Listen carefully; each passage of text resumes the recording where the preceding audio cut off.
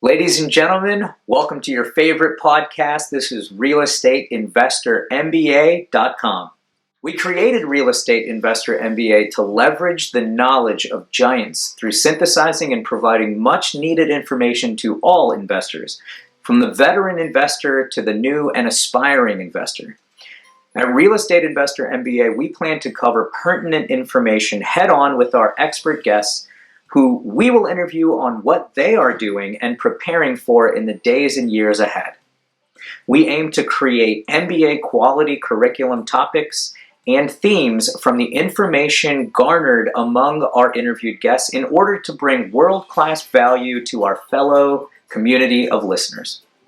We truly believe that rising water raises all ships, and by sharing this leveraged knowledge, we can create a stronger online community, which translates to stronger local, regional, and national communities. Your hosts are Jeremy Moyer, who is a veteran real estate investor and author of a new book called Are You Playing the Real Estate Game Blind? As well as Tejas Gosai, the owner of eXp Realty, the Tejas Gosai team, and also co-manager in a newly formed Regulation D private equity fund called the Lehigh Valley Private Equity Fund. Now let's get to the show. Hey guys, we just came out of the interview with Ferrari, and it was great. Jeremy, fun guy. Super fun guy. Very, very personable. You're definitely going to enjoy the interview. We covered a ton of topics. Yeah. He really broke it down. This guy went, can you tell the kind of quick summary, how many units he went to in a short period of time? So he, in 3 years, he acquired 91 units. They have like 200 under contract, another couple hundred under LOI, raised a couple $1 million. I mean, and it happened really quickly. So his first deal actually closed at the end of last year. So absolutely. All of his weight is being moved now, and we got to catch an interview before this guy blows up. It's fantastic. Absolutely. I mean, there's tons of underwriting tricks and common mistakes and just different segments. All if you did listen 5 minutes, different parts, you would take away different key concepts. And for the young, I guess I shouldn't say younger listeners. Well, younger listeners too, but younger real estate investors that are afraid to pull the trigger or don't know how to raise money. He mentioned this thing, and I wrote it down. Hold on. He did a money raising challenge with gentleman Bill Allen, and he's doing his own money raising challenge where you really get a group together and, using social media and other platforms, you push for contacts to raise money for a project. And he soft raised how much? He soft raised $7 million. In like a month. Sorry, $6 million in 30 days from that. Yeah. Yeah. Amazing. So, super exciting interview. Jeremy, let's let them listen to it. Absolutely. Enjoyed it. Ladies and gentlemen, welcome back to your most favorite real estate podcast. This is Real Estate Investor MBA. My partner, Jeremy Moyer, there we go, is here. He and I came up with this as a COVID project last year. Now we have almost 40 interviews with amazing guests from all over the country. We're based in the Lehigh Valley. Jeremy is a real estate investor. He has a bunch of properties around here, or recently did, and is syndicating real estate deals. But, we like to pair up local and national news for our platform here. And we have to say thank you. Big thank you. We're on iTunes, Spotify, Stitcher, Google Play, iHeartRadio. What am I forgetting? A few others I don't remember. Tune in, I think so. Yeah. Okay. Well, I did a decent job of naming. You did. Well, anyway, with that said, please check out our website. Please check out some of our previous podcasts. I always like to mention the cost segregation episode. I think it was very informative for some folks. And Jeremy, with that, let's get the guest in here. Absolutely. So I'm excited today. We have Josh Ferrari. Josh, how you doing? Good, man. Good. That intro was pristine. You hit it right on the spot.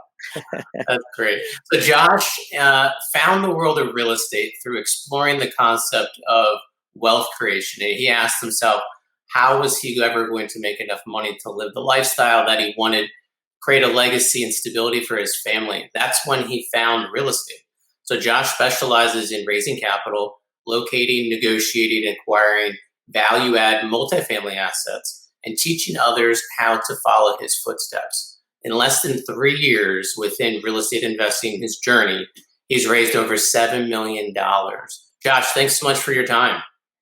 Yeah, happy to be here, man. Happy to share the good news. That's awesome. So before we get into the detailed questions, can you tell our listeners who the real Josh Ferrari is and how you ended up getting started in real estate? And are you related to the actual Ferrari family? Yeah, see, I don't know if I'm the real MVP here because I'm not entirely Well, honestly, I feel like it's something like ancestry.com or something I need to go on to see if I am truly related. Sure. I don't have any of the financial backing, and don't own a Ferrari. I wish one day, that's the goal, one day to There own you go. one.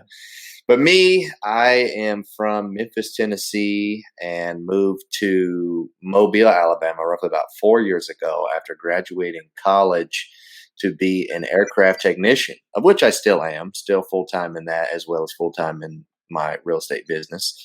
It's not a part-time gig. You know, folks say it's like a side gig. No, if we're looking at a 40-hour work week, then I'm full-time both things, you know. So doing both of those right now, but got interested in real estate roughly about 3.5 years ago. My dad had just called me up one random afternoon after getting off work and told me that he had some news he needed to inform me of. Like, all right, what is this about? And then he said that him and my mom were getting ready to spend 40 grand on some course that was going to teach them how to flip houses. I was like, what on earth are you talking Yeah, about? that's a lot of money. Flipping houses. Where's the money coming from? Why You can make it real back in estate? one deal. Right. That's what they were telling me. Like, you can make so much money. I'm like, well, Yeah. I mean, it sounds nice, but Right. so I was intrigued. I kept asking question after question after question. It ended up being this like 4 hour long conversation. And at the end of it, I was just interested. I was intrigued. It's like, okay, I really don't think that flipping is going to be for me. It just didn't sound appealing. We'd watch HGTV growing up, and it just didn't really seem like it was going to be something for me. But I knew there had to be something out there. I knew there was something that I could make more than my annual salary in one deal. You know, there's something out there that was going to be a true wealth creator. And so I started diving deep into it. And then it led to me trying to wholesale for 6 months, which we didn't close a single deal. So we spent money on marketing, didn't close any deals. Then we ended up pivoting, buying a fourplex. We house hacked that. Tell folks we quote unquote syndicated it, but it was really before I knew what syndication was. I just got money from my dad to help me out with the down payment because we didn't have it. And then we did like a little handshake exchange for some equity. And that was kind of our introduction to true real estate investing, as well as you could say syndication, but not really. And so that deal ended up being a living nightmare.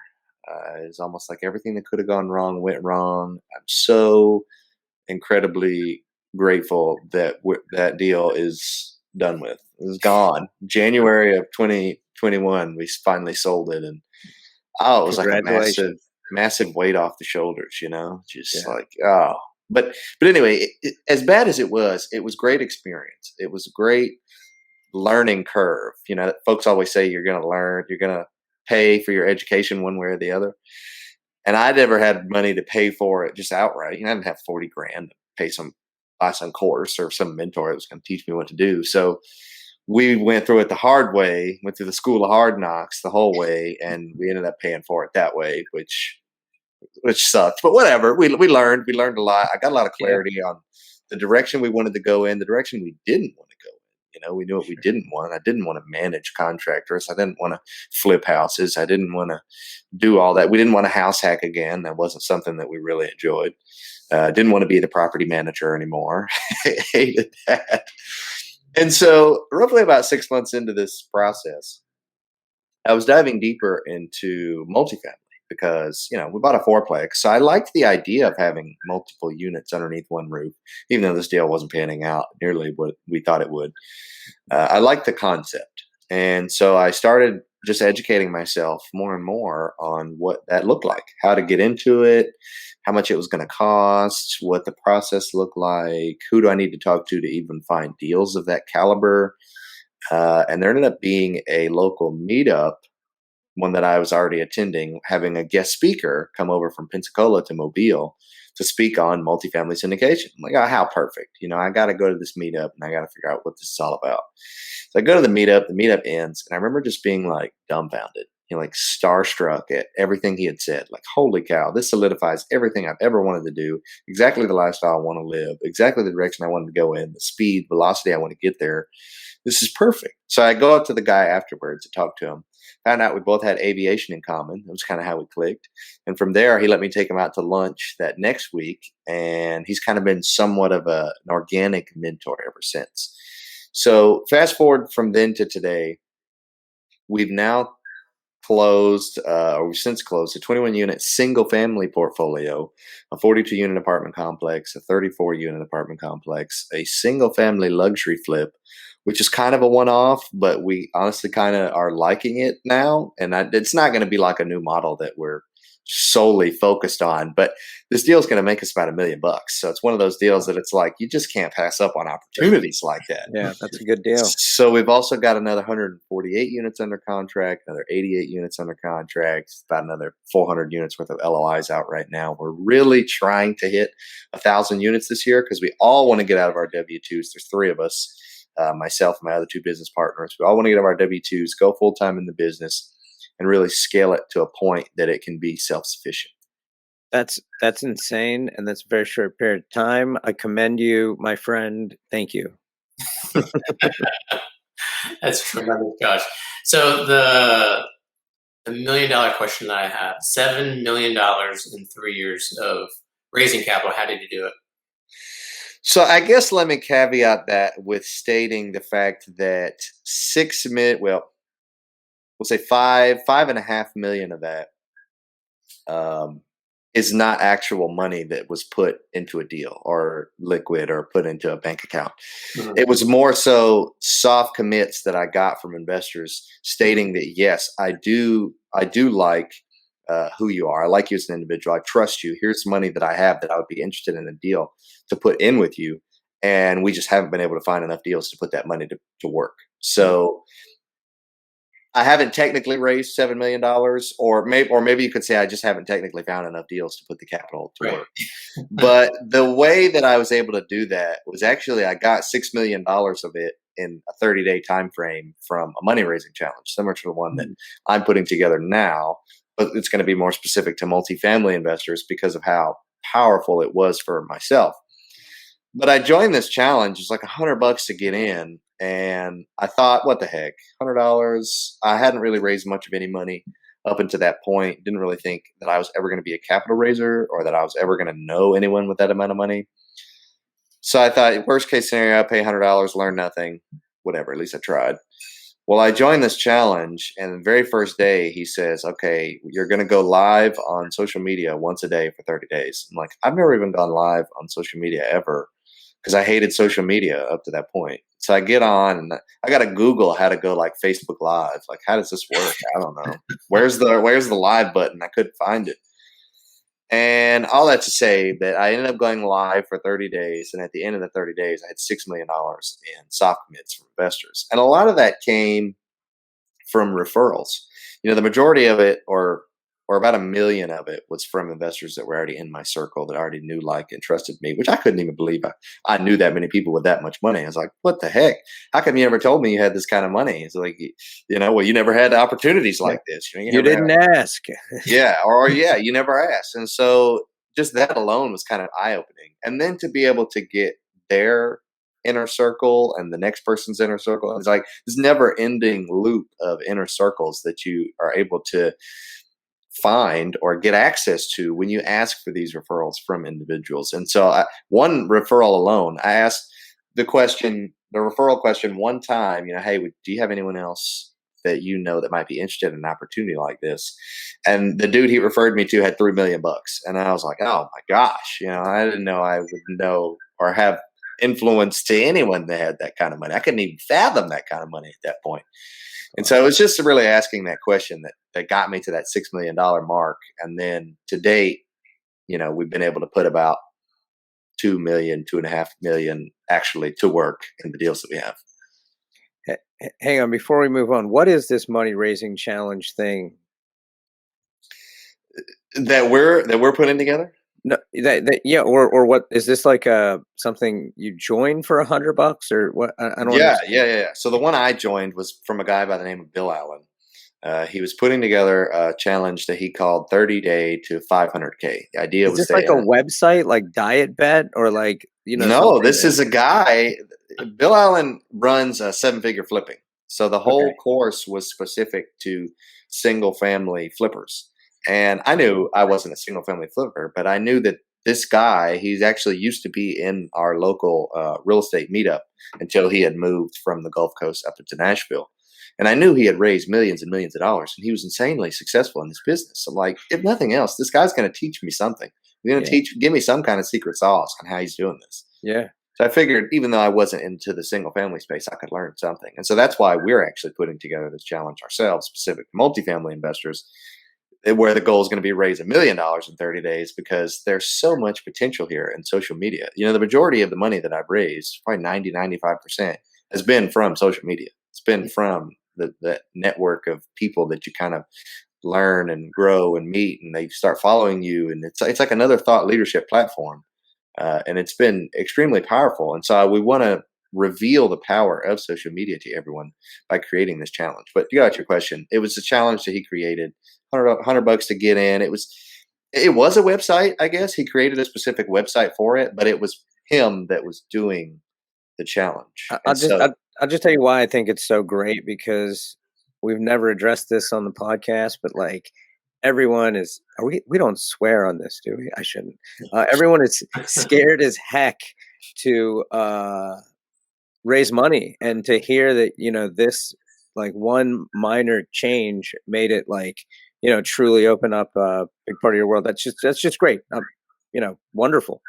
Perfect. So Josh, how can those learn more about the challenge when you launch it? When we launch it, it's going to be we're calling it the Creative Capital Challenge. Okay. So just go to creativecapitalchallenge.com. You'll see our website for the challenge, and it should give you all the details there, hopefully. But the idea is that we'll probably have about a 2 to 3 week lead time of like, hey, we're getting ready to launch another challenge beginning of next month. If you want to get in, join now. And then it'll start on the first of the month. Then you'll get an email once a day for 30 days with a video of myself and my partner that's helping me do it, Ruben Greth, us explaining, hey, what are we talking about today? Why are we talking about it? Why is it important? Here's what we've done to find success in this area. Here's what you can do too. Here's a piece of homework on what you could potentially do to set up some kind of process or system on how to accomplish this for yourself. And the idea is more so because a lot of people aren't going to be able to raise the $1 million in 30 days. And so we don't want people to get in thinking that, well, if I don't do it, then I'm a failure, or this program doesn't work, or social media sucks and it didn't work for me. It's like that. The idea is that we're building the groundwork here. So if you are unable to raise the $1 million in 30 days, you now at least have the know-how, the knowledge, the systems, the processes. You've done everything to know how to do it. So now you can go out and you can do it when the time comes for you to actually have a deal. And I honestly, this is another point. I did not have a deal when I did the challenge, because some people think, well, I can't join the deal. I can't join the challenge because I don't have any deal to put money into. I don't have anything I need to raise money for. So I'll just wait till I have something. Don't wait. I had no deal, nothing. I just was like, let me just learn what this is all about. And so I got $6 million in soft commits from folks that said, yes, if you had a deal like this, I would be interested. And then it wasn't but 2 months later, we got a deal hard under contract, and raising the money was a piece of cake because I already had the connections and the relationships with the folks. So yeah. That's tremendous. That's another reason I just love this community, the multifamily community. There's just so much information. Others are willing to just share their knowledge, and there's there's always a bigger pie for everybody to share, like, or a piece of assets out there. So, Josh, that's awesome. So I just kind of want to take this in a little different direction. So the market's really competitive. I think all the different markets throughout the country are seeing, obviously, like suppression of cap rates, just a lot of competition. How are you guys at Ferrari Capital kind of setting yourselves apart from your competition? Any competitive advantages that you have or that you kind of put in the marketplace? I think we do have a lot of competitive advantages, and I think a lot of it came from the amount of time that we've been in the industry, we've been in the business, that we've been talking to the brokers, that we've been creating these relationships and working on the relationships with the brokers and with investors and lenders and property managers, and just building that team out that you really need in order to be successful in this business, in this industry. So we didn't actually close our first multifamily deal until December 30th of 2020. So it's literally only been 6-ish months that we've closed 91 units and got another 236 under contract. Like, we've had tremendous success over the last 6 months. And I think it was because of all of the 2.5 years previous of back end work and conversations and underwriting and education and going to conferences and building a brand. It was all of that time spent to get to where we are today to start seeing this level of success. And so what we did, or what we've done up until this point, has always been brokers as far as finding deals. Just build relationships with brokers, because we said, we can do the direct to seller stuff. We can do letters and ads and whatever else we wanted to do. But from our perspective, at least for like the lifestyle we wanted to create, the business mindset culture we really wanted to develop, it was, do we really want to try to build like 1,000 relationships with 1,000 different sellers in the markets that we're interested? Or do we want to build 3 or 4 really strong, close-knit relationships with some high-level brokers, and then their full-time job is to go and build these relationships and bring us deals anyway? And they know they're not going to get paid unless they bring us a good deal and we close on it, so they're incentivized to do so. They're like, yeah, let's do that. Let's do that. Let's go the broker route. So we started trying to build relationships with those people. And I think because we were able to close a few deals before things got like, at least in our market, because we, like I said, we didn't close that deal till 2020, and everything's kind of started getting crazy in March or April of 2020. But I don't think things really shifted in our specific market down here on the Gulf Coast and Mobile. It's kind of Southern Alabama, Northern Florida Panhandle, until closer to maybe February, March, April of 2021, when folks were starting to see, okay, the market's not taking a downturn. Let's buy. Let's go crazy in the multifamily. Let's go crazy in the single family. And so we didn't see a high level of competition until then. And by then, we already had some really strong relationships, and we're local. I think you talk about competitive advantages. I think one of our major competitive advantages is being local. And one of the deals we have under contract right now, the 88 unit, it had over 30 offers on it. Wow. And he took our offer because, 1, we were local, and 2, we were able to visit the property immediately. And I think, some people say that that's a normal thing. I just think it's kind of weird to require someone to visit the property in order to entertain their offer. But he had offers from guys in Hawaii and Europe and all these other crazy, California, all these places, with these big money guys offering ridiculous amounts of money. And he turned them all down because none of them were able to visit the property in a timely manner. He said, I'm not going to entertain any offers unless that person has seen my property. And so when we got wind of this deal, we're like, oh my gosh, we got to go visit this thing immediately. Yeah. So one of my partners, he's got a little bit more flexibility in his day job. And so he's kind of our primary, he kind of works from home, kind of our asset manager kind of guy. And so I was like, hey, Reggie, I just found out about this deal. I just forget about any of the details. Just go to this address tomorrow, like immediately, and walk this property. He was like, all right, bet, let's do it. Yeah. And so it was up in Montgomery. We're down here in Mobile. It's about a 3-hour drive, but he had no problems. Like, yeah, let's go check it out. And so that gave us that competitive advantage. I think being local has been one thing, but also what a lot of folks are saying is you just have to be competitive on the financial side. Like terms have to be, they got to be there. Hard money's got to be there day one, and it's got to be the right amount of money, even though it's not always necessarily the money. Maybe it's just solving an issue. Like for this 88 unit that we've got, he wanted to 1031 his property. So not only did he want us to visit the property and he wanted us to be local, but he says, hey, I want to 1031 this property, so I need someone that can be flexible with the close date and that's okay with potentially waiting 6 months to a year for me to find something before we execute on the contract and do so and so. We've already executed on the contract and our close date is like, it didn't take 6 months by any means, but he wanted to be sure that someone was going to be okay with that. So we're like, yeah, good with all that. Put it in the contract. We'll sign it. It's a done deal. And so he really liked that. So it was being a little bit flexible there. That was one thing for that particular property. And then I think another competitive advantage, like I talked about earlier, is just building relationships.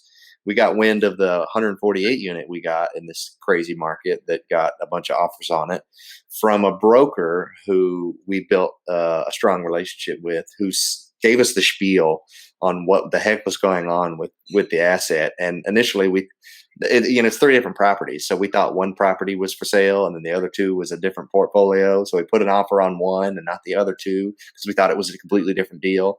And then he said, well, they would entertain this offer, but only if you buy the whole thing as a portfolio. And we're like, what whole thing? There's no other deal. Like, he's like, there's other 92 units over here. And we're like, what? Like, that's all a part of the same deal. And so then we had to look at it from a new lens. We had to bring in new partners and we had to try to make it work, but we were able to make it work. And we're also able to get really creative on the property management side because we've got close relationships with property management. They were charging a lot on payroll, but we had a property manager that's able to come in, charge us a flat 8% management fee because he's trying to vertically integrate and grow his company. And so he wants to hire internal anyhow. He wants to hire new leasing agents and some new maintenance people, and he wants to pay for all that because he wants to grow his business and all of his other different arms inside of his company. So we're like, well, we're going to need that for our property. So why don't you come and we'll pay you the 8% and then pay no payroll at all because he's dealing with all that. So we're able to eliminate the payroll expense. And that helped tremendously. That made the numbers fantastic. Not everyone was able to do that was looking at this deal. And so maybe that particular purchase price didn't make sense for them, but we were able to make it make sense. As well as we had to pay more attention to the expense side of things, like low flow water fixtures. We've been able to cut our water bills in half by going with these low flow fixtures, which has helped tremendously. We've even looked at a company called Rhino, which is like a security deposit insurance company, which isn't necessarily an expense since it's just security deposits, but it's given us a leg up as far as gaining like high quality tenants because they look at us and think, oh, well, I only have to pay $9 or $10 a month for my security deposit instead of the full $1,000 like upfront. Now I can take that money and I can put it into something else. And so it just kind of makes us more appealing. And that's just one of the gazillions of different things we've done. You can expound on anything you'd like to, but that's a lot of the different advantages we've got. I'm glad I asked that question. There's a lot in there. I'm going to that was go awesome. back and listen to that again. Jeremy, before you go with the technical question, Sure. Josh, I have some odd questions. May I ask how old you are? I am 24 years old. That's what I thought, man. And how many hours a week do you think you work? I probably work 90 to 100 hours a week. I love it. There's no way anyone could have done what you've done that quickly in that short of a period of time without working their butts off.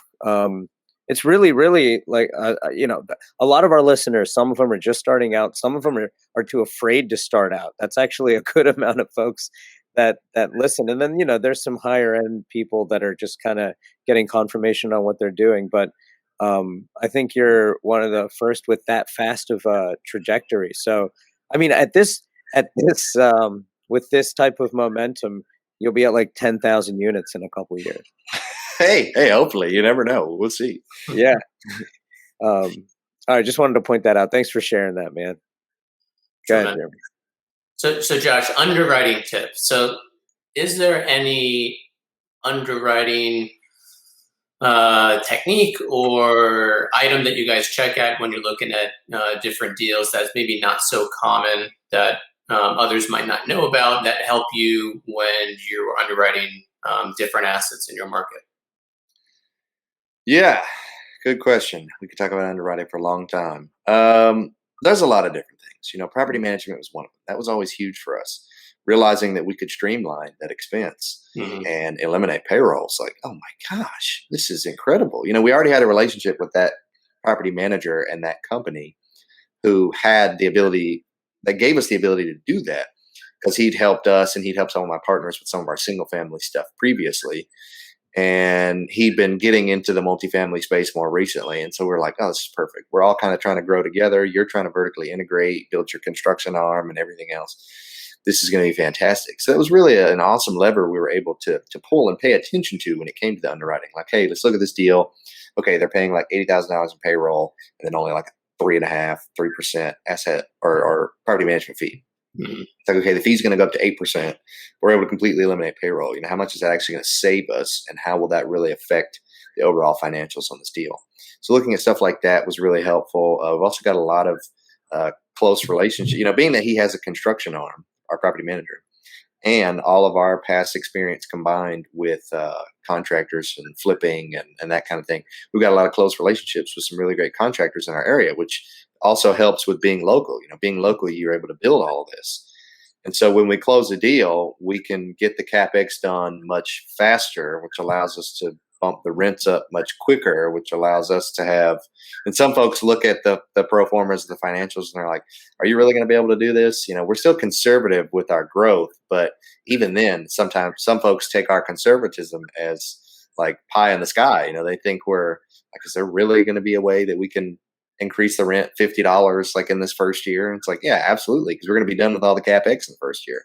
Like, you're going to be done with all this work in the first year? It's like, yeah, it's not a whole lot of work. And, the contractors that we have, they're able, they've got crews and they've got teams, and we kind of got systems built around getting all of those things done at this point.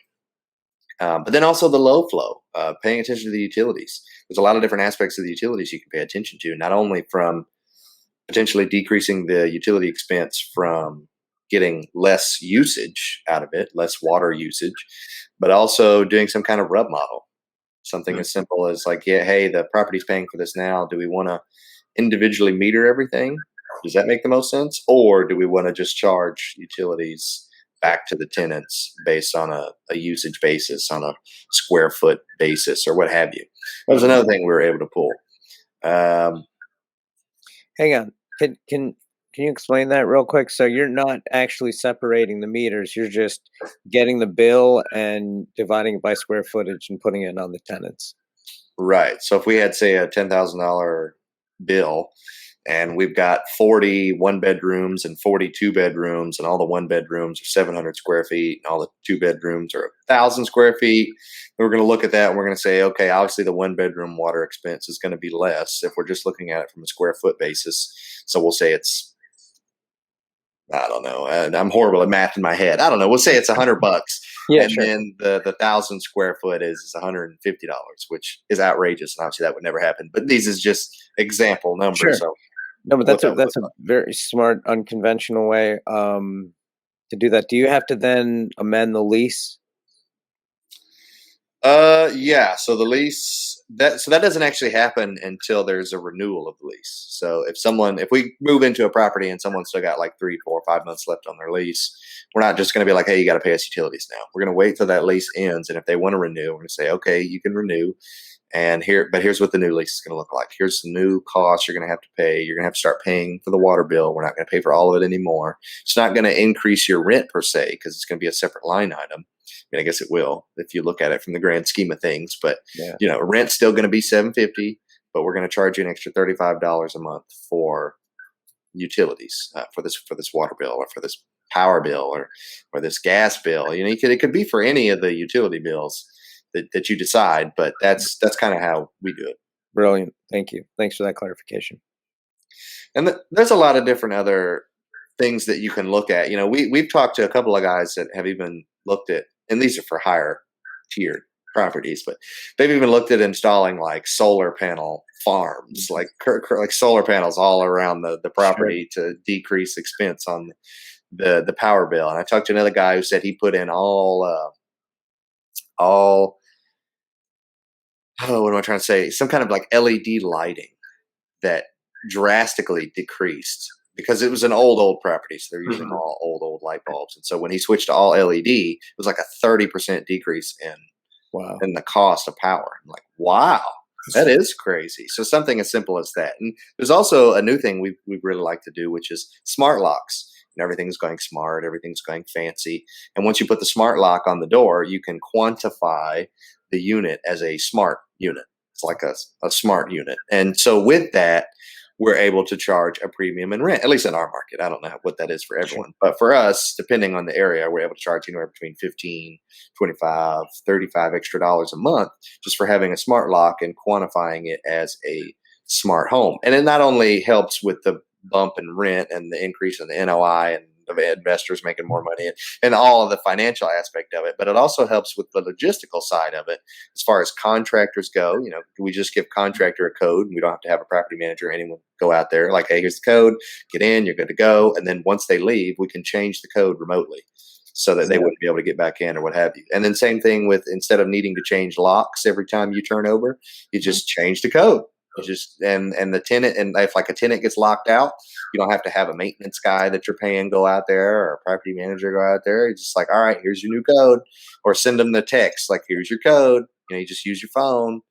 And so to use it to get in or whatever. And then at the same time, it also helps from a security perspective because we get notified, or the property manager is going to get notified every time that code is used to go into that unit. So if there's a break-in to any specific unit and that code is used, we know that it's someone close to that person that got in because they knew the code.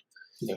So there's a lot of different benefits of that. But that's another thing that we're able to use from the underwriting perspective. Like, what else can we add that nuggets add value? Nuggets. Yeah, awesome, man. So, Josh, what common mistakes do you see new multifamily investors make when buying, when executing on their business plan? And this could be more just what you see. Obviously, you don't see everything, but from your vantage point. That's a good question. That's a really good question. Mistakes people make. I'll tell you one mistake. The 88 unit property that we're closing on is actually it just exited the low income housing program in August of last year. And so that's one reason we really like it. Rents are like $400 to $500 below market per unit. So there's a lot of value out there. But it's a low income, or was a low income property. There's like a 3-year cool down period. So understanding some of those regulations and what rent we can charge for the remaining 2 years once we buy the property, and kind of understanding some of those things is something that we've had to learn. We had to pay a lot of attention to, and what does this mean, and what can we charge, and so that we can really formulate what the financial projections are going to be. Well, I was talking to a buddy of mine that lives out in North Carolina. He was looking at a deal out there somewhere. It was like 30 units or something. It wasn't too big, but it was a low income housing property. And they were charging like $750 or $800 a month in rent when the maximum they could charge was like $500 to $550. They were completely breaking all codes and rules and anything. And when he saw this, because after he started diving into some of the due diligence, he was realizing that it was a low income property. And when he asked the broker, and the broker asked the seller, like, hey, why are you charging this much? This is illegal. This is a low income property. And he went back to the seller, and there's 2 sellers. They were both newer in the game. It was only the second deal they'd ever bought. And they were like, we had no idea it was a low income property. We've owned this property for 2 years, and we had no idea it was low. You're about to go to jail. Yeah. So it was like, oh my gosh, that's a massive mistake. You got to know your stuff. You've got to do all every square inch, every detail of the due diligence needs to be done when you're looking at buying these properties, because there are massive mistakes to be made. And one other mistake I recently, or maybe about a year ago, heard that someone made was they bought a property and didn't know that the fire hydrants were actually owned by you as the owner. When you buy a property and there's fire hydrants on your property, you own that. And they didn't know that. And you have to keep them updated. Yeah, you got to keep them updated and inspected, and the systems and everything. Well, the system was bad. They had to. The city came out and did their inspection. The system was bad. So I can't remember exactly what was wrong, but basically it was serious. They had to get the whole system replumbed. They had to go underground and replumb all that, and it cost them. Somebody could have died, though. That's the facts. It cost them hundreds of thousands of dollars that they were not expecting to spend, and their projections were royally ruined for their investors because of that. And so that's another. I think due diligence is really massive when it comes to buying these deals. Folks are especially newer investors. They're really excited to do that first deal. They're really excited to get into it. They finally get one under contract. They finally find one. Broker takes them serious. They raise the money. Investors are taking them serious. They got the money, and they leave a lot of the in-depth due diligence aspects out of it because they're just excited to close. Then they close and everything goes sideways, and they've ruined their reputation. They've ruined so many different. Granted, this doesn't happen to everyone, but for those that it does happen to, it's just something that you really need to pay attention to, where you can really screw yourself. That first deal can go horribly wrong, and then all those investors and your reputation and your name is now soiled. And so when you try to get, or when new investors try to get, referrals, or let me talk to previous investors you've invested with, you're hesitant to tell them any of these other deals you've done and introduce them to your other investors because it went so bad, and it's not a good look from that perspective. But you were nailing it. One last thing before we move on here, I think another mistake that a lot of people make is they pick the wrong partners. They're so excited about getting in the deal, they know they're going to be unable to raise the money themselves, or find the deal, or have the net worth, or the liquidity, or the experience, or be able to get the loan, or they don't have any connections to any property managers or any contractors. So they know they're going to need partnerships, and partnerships are key. Honestly, I would not be where I am today if it wasn't for all the partnerships I've built, my two business partners, and then the team we've surrounded ourselves with in every deal that we've done. But it's jumping into it too soon, realizing that this is what you want to do. Multifamily syndication is it. So let me just go out and meet Joe Blow and just be like, hey, bro, let's just do a deal together. Or someone comes to you and says, hey, I've got this awesome deal. You want to take a look at it? You want to work together? I get that all the time. I get people reach out literally all the time. Hey, I got this 50-unit deal out in Oklahoma, out in California, and Washington, and Timbuktu, Kentucky. You want to join with me and invest? It's an awesome deal. And I'm $20 a person, get in. It may be the best deal I've ever seen in my entire life, but I don't know you, and I don't know that market. So this deal's not going to be for me. We're going to have to build a little bit more of a relationship, a little bit more of a rapport here before that ever becomes a consideration. And so just making sure you're picking the right partners, which I think the best way that I found to do that was to make sure that that your goals and your kind of vision is aligned, because you can partner with someone and you guys can get along real well, and you can have complementary skill sets, and everything can be great. And before you know it, you've done 2 deals and that other dude's done. He's like, all right, cool. I did my 2 deals. I got the passive income I want. I'm done. I don't want to do any more deals, or whatever happens. Maybe he moves out to Hawaii or something, or across the world, and he no longer can be in the business. And you're like, wait a second, I thought the goal was to get to 1,000 units or 10,000 units, or I thought the goal was to keep growing this thing. And he's like, no, I'm done. So making sure you know what the vision is and what the plan is and the overall goals of that individual. Does he want a lot of passive income, or is he just looking for equity? Is he going to only look at deals that give him a lot of equity and net worth and no cash flow? And you're needing a lot of cash flow. That's what you're really wanting. Make sure you have those right goals. And then also the complementary skill sets would be number 2. So make sure you both aren't amazing at underwriting, but you both suck at raising money, and you both don't have any net worth and liquidity, and you're never going to be able to close a deal.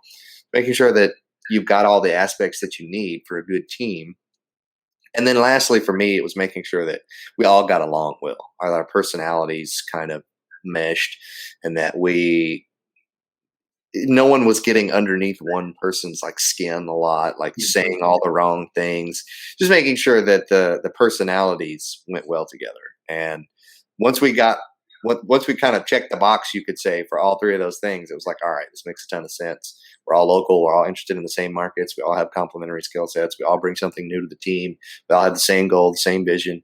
Let's do this thing. Let's start wrapping these deals up and getting to where we want to be.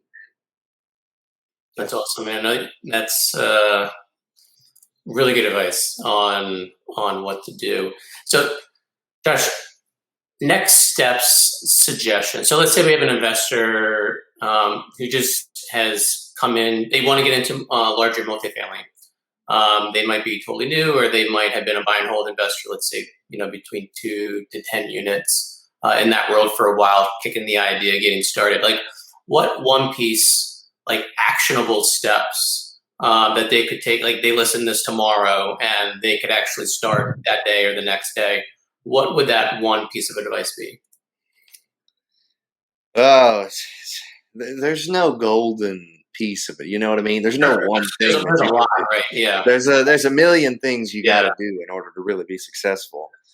But just taking the next step, for me, it was just education. It was, hey, I don't know anything about this. I like it. It sounds interesting, sounds intriguing. Folks are posting about it. Guys my age are closing hundreds of units and making all this money from acquisition fees. And I'm like, oh my gosh, yeah, I want that. So how do I get into that? Okay, well, let me start reading books. Let me start talking to folks that have done it before. Let me start listening to podcasts like this. Let me just educate myself on what it's all about and what it looks like and how other people did it and what they did and how I can replicate that. So education was massive for me. And then I think the next thing after that is just taking action. Which action, I think one massive myth in real estate, it doesn't have to be multifamily, just real estate, is that you have to go out and you have to take massive action in order to be successful. You hear it all the time. Go take massive action. Grant Cardone's always like, massive action, 10x it. Like everything's massive. And granted, maybe that's possible for the individual that's been in the game for 10 years. But for someone just starting out, you're not just going to go out, never having done anything in real estate, and by yourself close 1,000 units next week. It's just not going to happen. You have to take small baby steps. You got to make that phone call with the broker. You got to figure out what the heck you even want to do. Like, yeah, I want to do multifamily, but what market am I interested in? How many units am I wanting to close on? What asset class am I interested in? What structure? So there's a million different structures you can do in syndication. You can do the perpetuity model. You can do the quick 5-10 year flip. You can do all these different things. And what do I want to do? And then figuring that out, and then calling the brokers, calling investors, creating relationships, starting to go to meetups, starting to meet people, starting to network. Every one of those things is like a quick, small little baby step. And you just do a bunch of these little baby steps, and eventually it'll lead to massive action. But it's not one quick flip the switch and I've suddenly got 1,000 units. You're also the first person that's awesome. The first person that's been on our program that's talked about how social media can help you raise money. And, that's why I asked so much about the challenge thing. I love it. I've never heard of it. And then just to add on what you're saying, you figured out like identity too. I've been looking at your stuff, like peeking on the side and Google searching, but, I think you like found your voice too. And you talk to people. That's like another big thing that even like us and other folks do. Like, you find people that you like, and then they tell you some good information, you pass it along. Like, you kind of want to be nice in this world, which you're doing, and you can see that, which is tremendous too. Yeah, absolutely.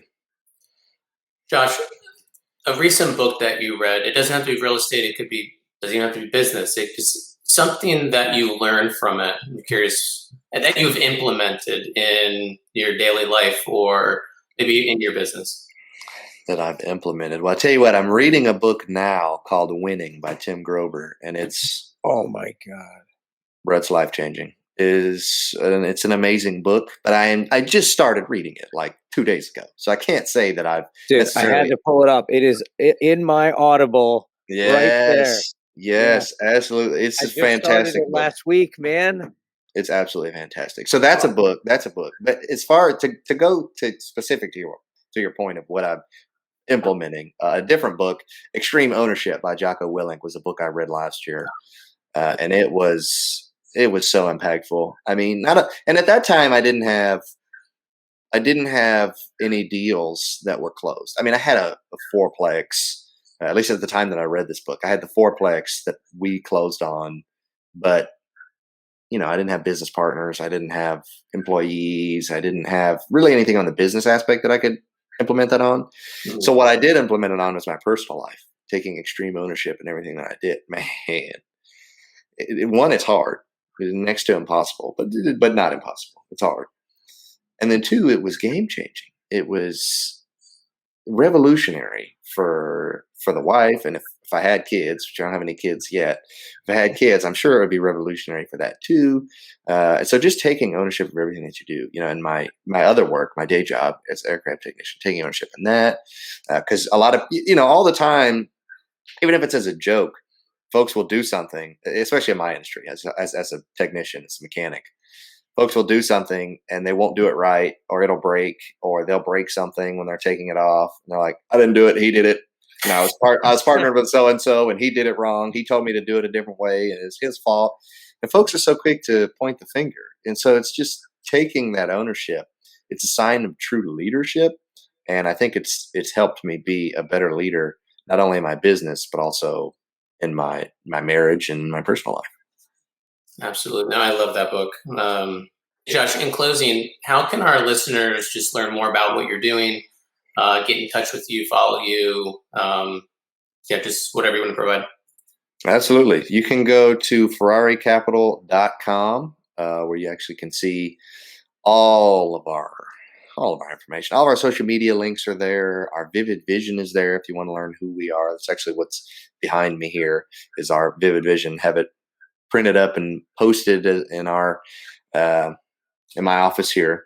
Kind of gives you an in-depth detail of who we are, where we're headed, what that's going to look like. You can see our portfolio. You can see every deal we've ever bought, what kind of deals we buy. If you're interested in investing, you can see our podcast. You can sign up for our newsletter. All the information is there on the website.